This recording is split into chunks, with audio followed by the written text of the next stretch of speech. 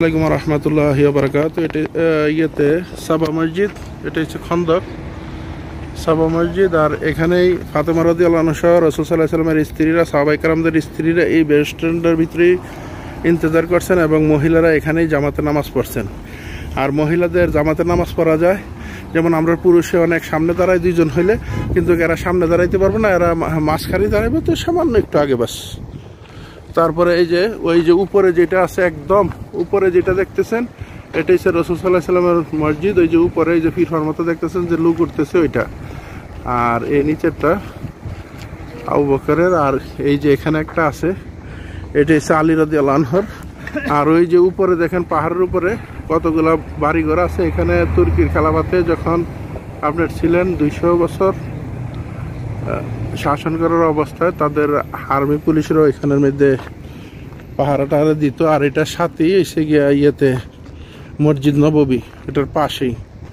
আর খন্দকের যে ড্রেনটা সে লম্বা করে ছিল, এটা ছিল ইশারার ওইদিকে, রাস্তা সংস্করণ করতে গিয়ে সেটা ওইটার আগা পড়ছে আর কি।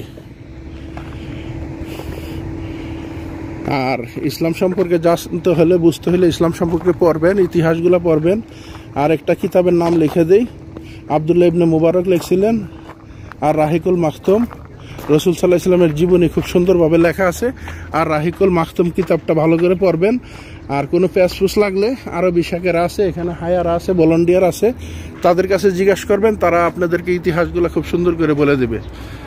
আর এটা হচ্ছে আলী বিন আবু তালেব, আলী রাদিয়াল্লাহু আনহুর মসজিদ। ওই যে ফাইকারা উপরে উঠতেছে, পুলিশ দেখে উঠতেন, পুরো যদি দেখে তাহলে ধরে নিয়ে সেটা জেলে ঢুকাইবো, পরে বাইত ফাটাইব। এটা হচ্ছে আলী ইবনে আবু তালেবের মসজিদ। আর 3টা মসজিদ নাকি বড় মসজিদের ভিতরে পড়ছে, আল্লাহু আলম। সংস্কার করাইতে গিয়ে সেটা পরবর্তীতে তারা এখানে রাখছে। কালকে ঈদের দিন, তো আল্লাহ পাক রব্বুল আলামিন যদি ঈদের দিন পৌঁছায় দেয়, তারপরে 3-4 দিন তো ফুল ভিড় থাকবে, ফুল জাম থাকবে। তো সেজন্য যারা গাড়ি টাড়িও চালাইবেন, যারা আসা যাওয়া করবেন, হিসাব টিসাব করে সব কিছু করবেন। আর না হলে এই দেশের আইন কানুন কিন্তু আমাদের দেশের মতো না যে টেবিলের তল দিয়ে টাকা পয়সা দিবেন, সব কিছু মাফ করে দিব, ছেড়ে দিব, হইব না। শাস্তি সবাইকে পেতে হবে উল্টাপাল্টা করলে। আর আপনারা যারা জিয়ারত করবেন, জিয়ারত করতে আসবেন, একদম পুরানা লোক যারা ইসলাম সম্পর্কে পড়ছে, যাদের জালিয়াতে আসা যাওয়া আছে, যাদের মাদানী শেখেদের সাথে পিএইচডি করা আলেমদের সাথে উঠা বসা আছে, এবং যারা বইপত্র পড়ছে, যারা কিতাব পড়ছে, ওই সমস্ত পুরানা লোকের সাথে আসবেন। আর ওই ধরনের লোকের সাথে আসবেন যে আপনারা 9-6 করে সেটা বুঝাই দিব, এখানে এটা, এখানে এটা, ওইখানে এখানে, জায়গায় জায়গায় নিয়ে সেটা কেদ্দুর কয়ে দিব। আপনারা নিজে নিজে যদ্দুর বুঝছেন আর বাপদাদা যদ্দুর কইছে ওদ্দুরের উপরে কইবেন সুবহানাল্লাহ আলহামদুলিল্লাহ কয়ে সেটা চলে যাবেন। এটাই তো না, বুঝছেন নি?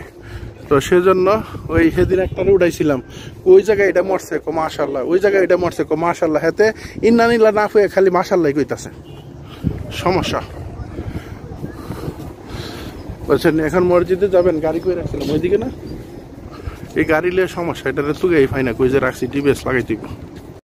শুকরান ইয়া রাব্বি শুকরান, হাদাইতা কলবি।